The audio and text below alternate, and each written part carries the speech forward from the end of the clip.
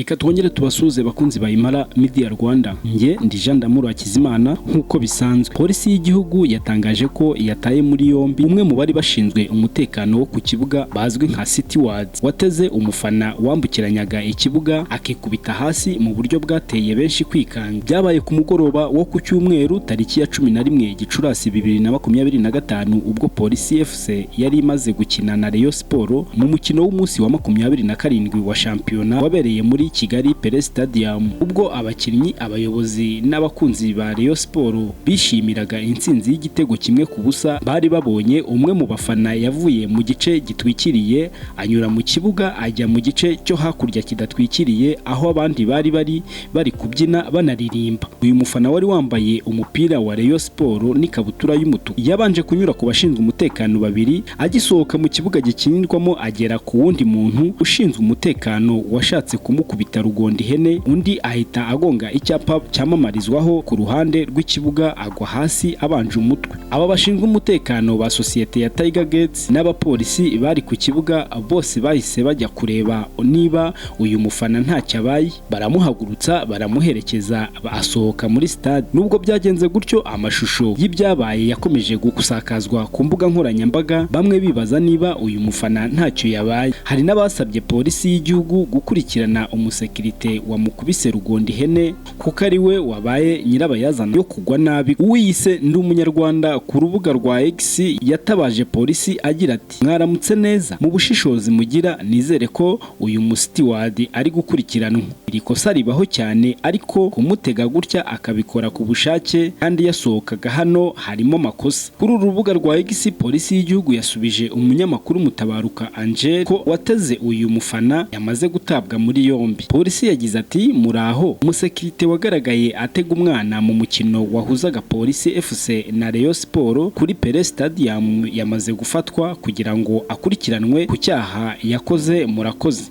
Yago Pondant na DJ Brian bongeye guterana amagambo, umwe akangisha undi kuzashyira hanze amashusho y'urukozasoni niyongera kumuvugaho. Babinyujije ku mbuga nkoranyambaga, DJ Brian na Yago Pondant bongeye gukozanyaho baterana amagambo, buri wese ahigira undi kuzamwandagaza. Iyi ntambara y'amagambo yari imaze igihe isa n'iyahosheje, yongeye kubyuka mu minsi ishize ubwo Yago yongeraga kwihaniza DJ Brian amwibutsa kutazongera kumuvugaho na rimwe, abirengaho akazamwandagaza, na cyane ko ngafite amashusho ye ari mu bikorwa by'urukozasoni. Mu kiganiro yakoze live kuri Instagram, Yago ari kumwe na Decat, Yago yaraherutse guteguza abamukurikira ko mu gihe DJ Brian yakongera kumuvugaho azahita ashyira hanze amashusho ye ari mu bikorwa by'urukozasoni n'umugore w'abandi. Yago yagize ati: "Mfite amashusho ye agera kuri 4 ari gusenya ingo z'abantu." Yago yavuze ko nubwo DJ Brian yamusabye imbabazi kamuhaye gasopo ya nyuma, ati: "Nagiye kubona mbona ari kwisabisha imbabazi, ndavuga ngo ndaziguhaye, ariko niwongera gukoma rutenderi gato Kigali ntuzongera kuyinyuramo." Ati: "Murebye ibyo abari gukora n'abana b'abakobwa, uwo Brian ni gasopo ya nyuma muhaye." Kwihangana kwanze mu ijoro ryo kuwa 11 Gicurasi 2025 DJ Brian agirana ikiganiro n'abamukurikira ku rubuga rwe rwa Instagram,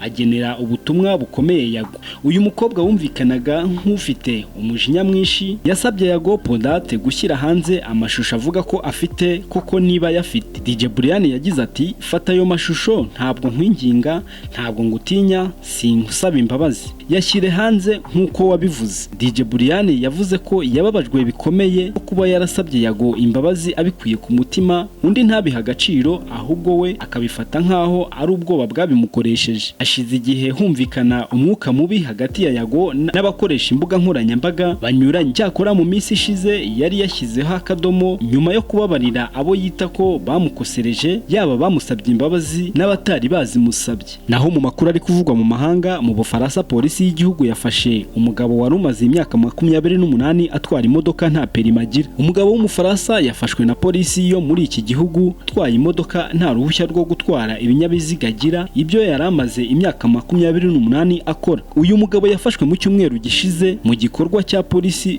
yo mu gace ka Tera mu Bufaransa cyo gushaka abatwara imodoka badafite ibyangombwa byuzuye. Polisi yatunguwe no kubona uyu mugabo afite uruhushya rwahagaritswe mu 1997 nk'uko yabitangaje mu butumwa yashyize ku rubuga rwa Facebook. Iyi polisi yo muri iki gihugu yagize iti ibyo twasuzumaga byerekanye ko imodoka nta bwishingizi yari ifite, hanyuma hagerwaho igihe cyo kureba uruhushya rwo gutwara ibinyabiziga ibwo twatunguwe. Polisi ikomeza isobanura ko uruhushya rwe rwari rwarahagaritswe kubera gutwara imodoka yanyoye ibisindisha, gusa ntiyigeze yongera gusaba uruhushya rwo kongera kwemererwa gutwara. Bisobanura ko uyu mugabo yabashije gucika igenzura rya polisi inshuro 112 mu myaka 28 ishize. Uyu mugabo yireguye avuga ko uruhushya rwe nubwo rwari rwararangije igihe ariko rwashoboraga kugomeza gukora, ibyo agereranya no kuba ibiribwa byararengeje igihe ariko bikaba bishobora kuribwa. Amakuru avuga ko ibikorwa byo gukurikirana uyu mugabo byatangiye aho ashobora gutabwa muri yombi. Aya yari amakuru mu Kinyarwanda mwagezwagaho nanjye Jean d'Amour Hakizimana. Icyo usabwa no gukomeza gukora kuri subscribe kugira ngo ibiganiro byacu n'amakuru bijye bikugereraho ku gihe. Mugire amahoro y'Imana.